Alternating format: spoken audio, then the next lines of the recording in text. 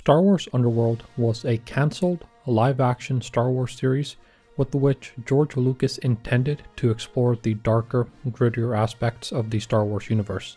Here was an idea that had the potential to take Star Wars in a completely new direction, and although it never saw the light of day, its ideas would find their way into future projects like The Clone Wars, Rogue One, The Mandalorian, and more. And maybe, just maybe, it might find its way to screens after all. In this video, I want to explore the backstory and concept behind the most interesting show that George Lucas had ever thought of, explain why it never materialized, and why now is the exact right time for Disney to do it. Since 1977, Star Wars had mostly been a big screen phenomenon. Sci-fi series were, and are, expensive to produce. Animation is comparatively easier and cheaper, and Lucasfilm dipped its toes into those waters with animated shows like Star Wars Droids: The Adventures of R2-D2 and C-3PO, and Star Wars Ewoks in the 1980s. In the 2000s, they had The Clone Wars, and after the sale to Disney, continued with Star Wars Rebels, Star Wars Resistance, and Star Wars The Bad Batch. It wouldn't be until 2019 with The Mandalorian, 42 years after Star Wars first hit theaters, that we finally got a live-action TV show. But for a brief, shining moment in the last half of the first decade of the new millennium, that looked like it was about to change. At Star Wars Celebration 3 in April 2005, Lucas announced his plans for a 100-episode show that took place between the events of Revenge of the Sith and A New Hope, in the seedy underbelly of Coruscant. Of it, Lucas said, quote, "Also working on a live-action series, a spin-off, not with the main characters, but with other characters from the Star Wars universe." Reporting from that time added more context. Paul Davidson at IGN wrote, quote, "Lucasfilm is planning, so far, to shoot and air 100 episodes or 4 seasons worth," end quote, and that, quote, "each episode will be a full hour in length. Lucas himself plans to direct the first season," end quote. Further reporting added more color, that Boba Fett could be added to the series, that it would be a mix of live action and CGI, that filming would start in Australia, and that Matthew Newton, an Australian actor, would be cast in a role, that it would include characters from the novelizations, and so on. And these weren't just fly-by-night rumors either. Lucasfilm had put out feelers for other actors, while Lucas had hired several writers that had written dozens of scripts. There was even proof of concept footage that leaked in 2020 that showed what the show could have looked like, with some obvious inspiration from Ridley Scott's masterpiece Blade Runner. But what exactly was the show supposed to be about? Star Wars Underworld, as a title, gives us some context about what the show was going to be about. Star Wars has always gotten some flack for being a quote-unquote movie for kids. As an aside, I hate that people look down on quote-unquote movies for kids, as though that's a bad thing, or that, by its very nature, it's less serious.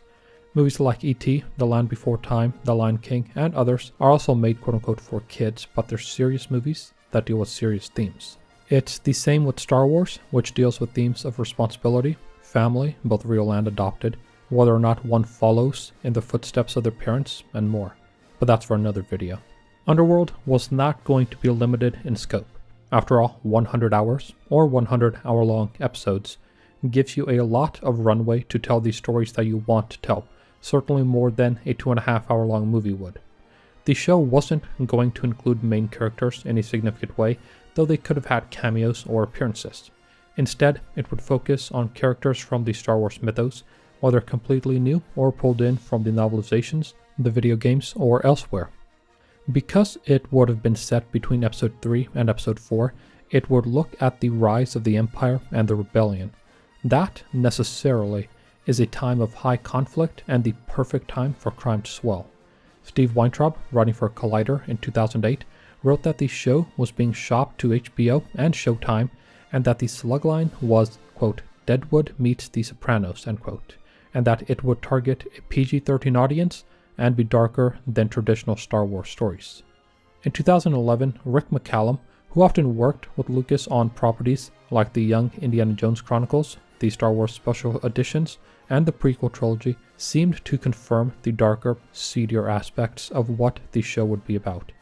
In an interview with a Czech newspaper, McCallum said, quote, "Basically, it's like The Godfather. It's the Empire slowly building up its power base around the galaxy, what happens in Coruscant, which is the major capital, and it's about a group of underground bosses who live there and control drugs, prostitution," end quote. And in an interview with IGN, he shed more light on it. The working title was Star Wars Underworld. It had to deal with the criminal and gangs, scripts were written, etc. McCallum said, quote, "They're just complex, they're dark, they're adult," end quote. There were plenty of scripts written. Story then was not the inhibiting factor. It was, like it almost always is, cost. By 2010, George Lucas was doubting that the show would ever happen. At a charity event, he was asked about the show and said, "We have a movie of the week in 50 hours, written, all done, ready to go. It's just that we can't figure out a way of doing it for less than $50 million an episode, and obviously we can't afford to do that." You need three things in order to produce a successful TV show, and especially a successful sci-fi show. First, you need an appetite for risk. That's something that George Lucas had in spades. He put up his own money for every Star Wars movie between New Hope and Revenge of the Sith, after all. Whatever you think of the man, it's undeniable that he was willing to put his money where his mouth was for his creation. 2, you need deep pockets. George Lucas certainly had that. There was no other way he could afford to shell out for 50 scripts, as McCallum said, that they already had. And 3rd, you need somebody willing to pitch in some of the costs and carry the show. Most studios are more risk-averse than George Lucas is, and, perhaps considering the backlash to the prequels, weren't keen on carrying that kind of fare. But cost was the main limiting factor. Sci-fi is expensive to do, and extremely expensive to do right. This was the mid-aughts. CGI was a fairly young technology, as was digital filmmaking, which George Lucas helped pioneer. For context, Lost, which ran from 2004 to 2010, and would have been roughly contemporary with Underworld, cost $4 million an episode. Camelot, which premiered on Starz in 2011, was a fantasy show that cost $7 million an episode, while Fringe, also created by J.J. Abrams, ran from 2008 until 2013 and cost $10 million an episode. But those were shows on networks like ABC, Starz, and Fox, each of which were owned by massive corporations. Lucasfilm was a true independent company and, necessarily, had to be more thoughtful about how it spent the money. Even if we take the low estimate, $4 million an episode, it would have come out to $400 million for 100 episodes, assuming no further negotiations. And the kicker is that if it was only $4 million an episode, Lucas would have done it. As McCallum told IGN, quote, $5 million is the maximum we could do, end quote, because of all the effects. In a 2012 interview with Collider, McCallum said, quote, "Imagine an hour's episode with more digital animation and more visual effects, and more complicated in terms of set design and costume design than a 2-hour movie that takes us 3 years to make, and we have to do that every week. And we only have $5 million to do it. That's our challenge," end quote. George Lucas put it succinctly in an interview with IGN, saying, quote, "It's just that we can't figure out a way of doing it for less than $50 million an episode, and obviously we can't afford to do that," end quote. So it was a confluence of factors. It was too complicated and too expensive. Keyword being was. The landscape has changed. When Disney bought Lucasfilm in 2012, they also gave the company a war chest with which they could produce the kind of content that they wanted to make. And Underworld wasn't scrapped, and it still isn't.